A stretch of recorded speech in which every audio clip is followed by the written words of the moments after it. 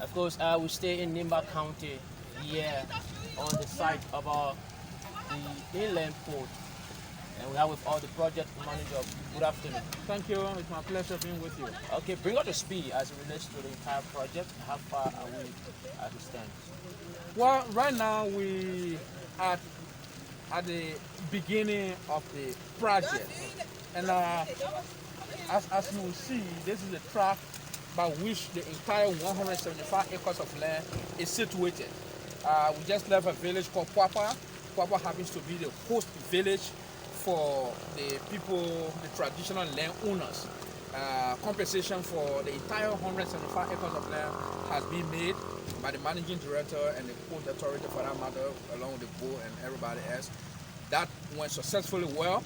We are at the point now of embarking on the brushing and clearing of the 175 acres of land. That includes the compensation for the cash crops and other farms that are on our land.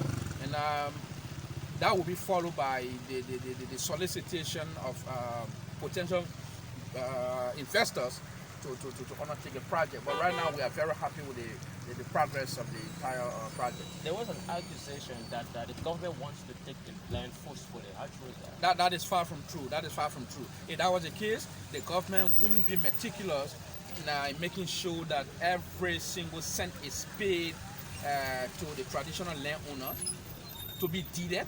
Otherwise, I would have said, hey, eminent domain, then that's when you hear. But nope, no such thing. The land has been paid for. We receive to the effect. We receive to the effect, and you heard us now talk with the villagers that we want to talk about the cash crop, which is their major concern right now. We want to brush the place. We want to put monuments around it because now it is government's property.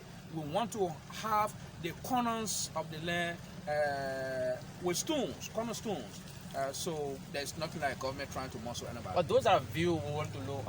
How does inland port work?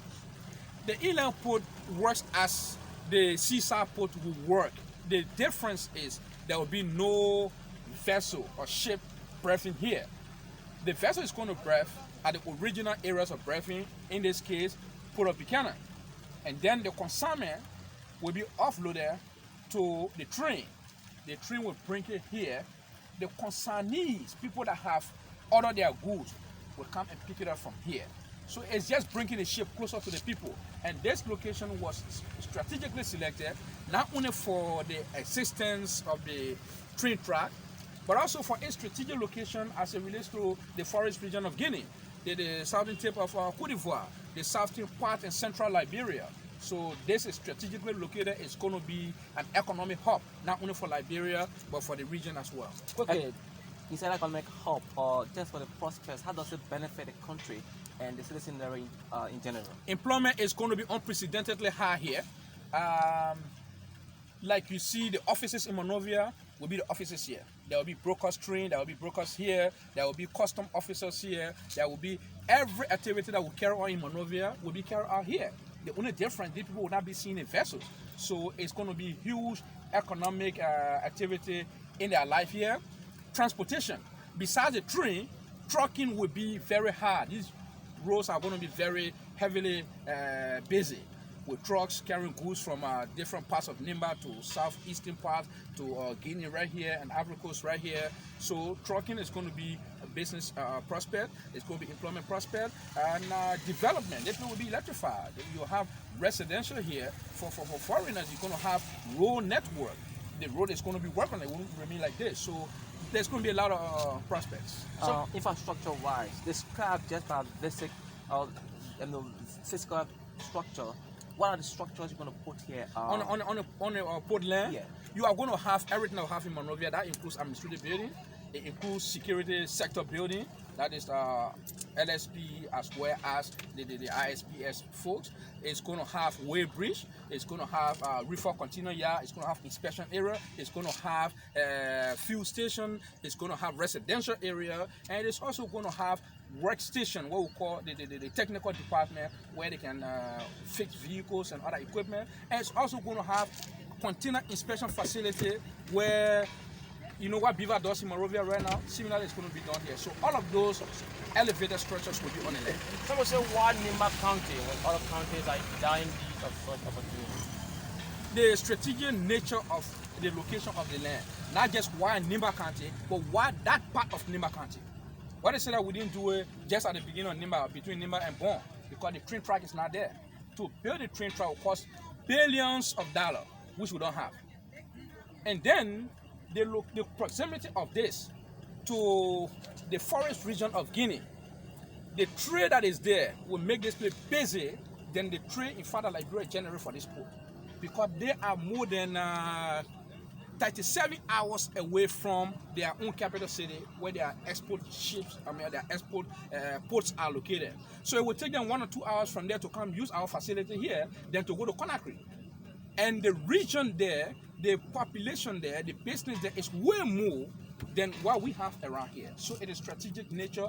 Business is driven by population and trade. To conclude, how soon we expect this project to commence?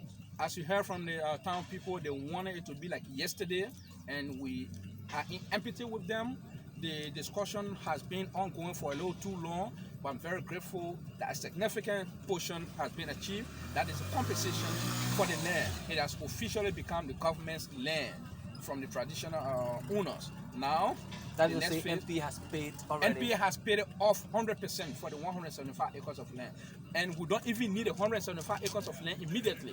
It is the ingenuity of the managing director that made us to go to the extent of getting 175 acres of land. Otherwise, even 30 to 45 acres of land can suffice. But once they put open here, the lands around here will be unprecedentedly expensive.